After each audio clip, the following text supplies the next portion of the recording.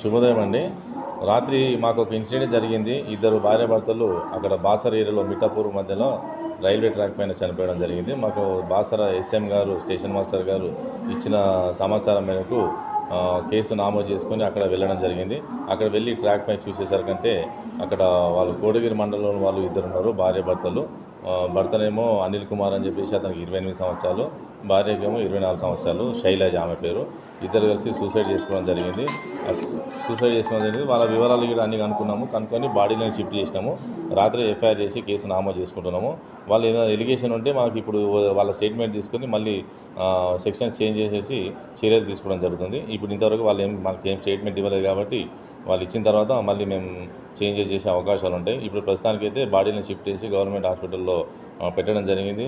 రెగ్యులర్గా ఈ మధ్యలో యూత్ సూసైడ్ చేసుకోవడం జరుగుతున్నది. ఎన్నోసార్లు అవేర్నెస్ ప్రోగ్రామ్ పెట్టినాము, యూట్యూబ్లో కూడా ఎన్నోసార్లు దీన్ని ప్రచురించాము, టీవీలలో కూడా పెట్టినాము.